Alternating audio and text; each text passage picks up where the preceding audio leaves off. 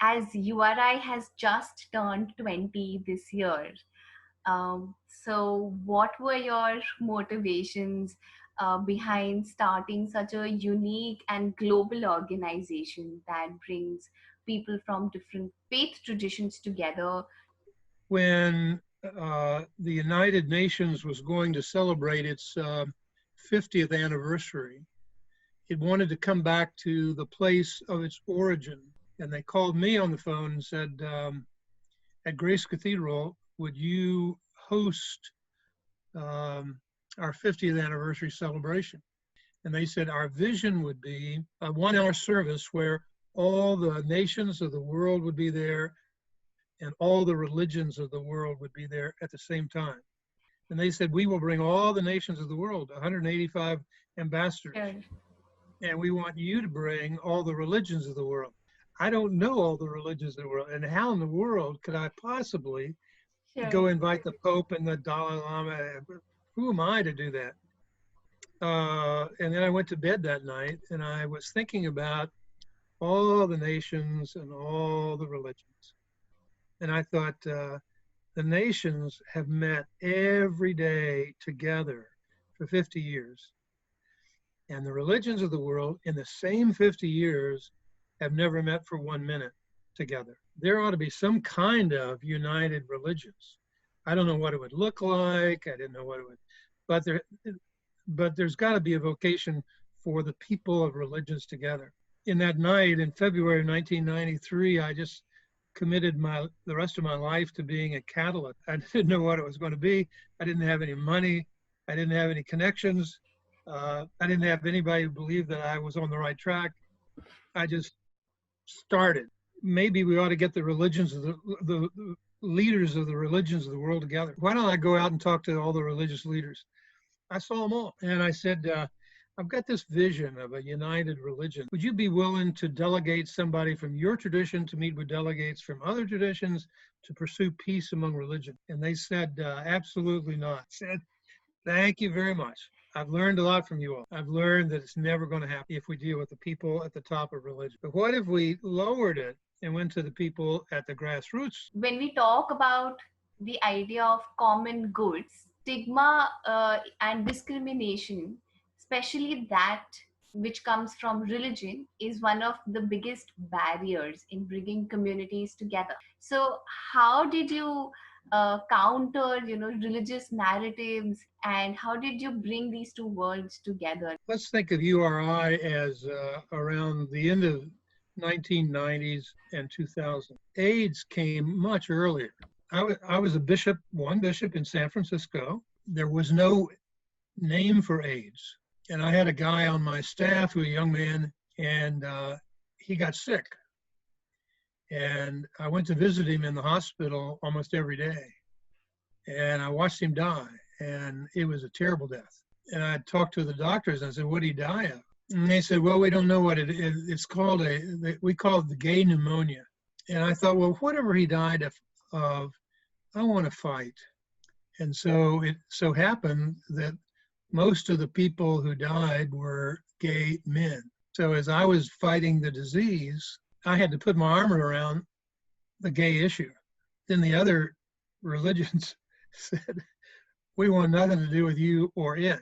I didn't care, honestly.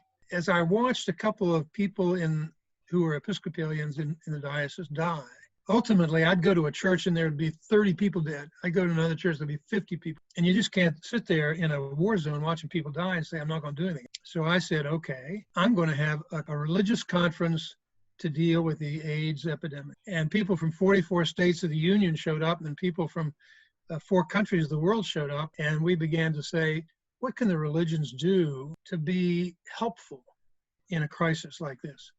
And all of a sudden we had a religious response to AIDS epidemic going on in 44 states of the Union and in 4 countries of the world. And I went around the world and spoke on the subject. A lot of people in a lot of religions wanted nothing to do with me. That didn't bother me, honestly. We were a standalone, but we were standing with the people who are dying. That just intrigues me to ask you, what were some of the initial programs or initiatives that you started, given there was so much happening and people were yet not very open then? There's a very gay street in San Francisco called Castro Street. And I rented a building on Castro Street and started a ministry to the gay and lesbian community. And so we used that as a center for education and help. If somebody had AIDS and they wanted to know, how do I find a doctor? How do I tell my parents? How do I get emotional support, physical help? They could always go to this place. We also developed a hotline. So it's not like you have this great imagination, you figured it all out. You just jump in and together you figure it out. I would just love to know, how do you see spirituality or religion as something that can make a difference, and something which fortunately, unfortunately, the other spaces have not been able to achieve? A great deal of religion will never change on this subject. They're not going to be of any help. But some of religion will be of help. My experience and my advice is don't fight the fight. It's not my religion versus your religion. Just forget about the fight.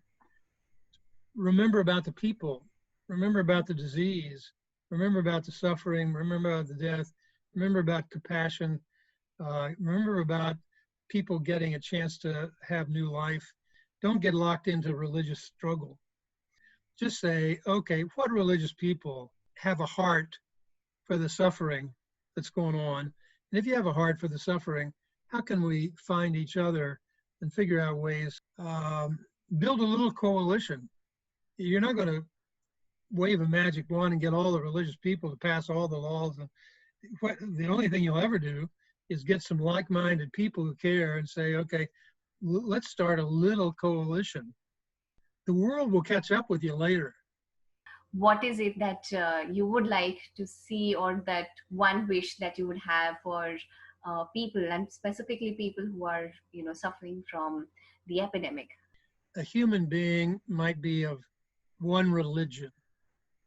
They might be of one country, of one region, of one political party, of one something or attitude towards something or other.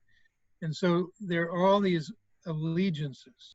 There's got to be a greater allegiance to life on the planet Earth. We have to develop a consciousness of the big world we live in.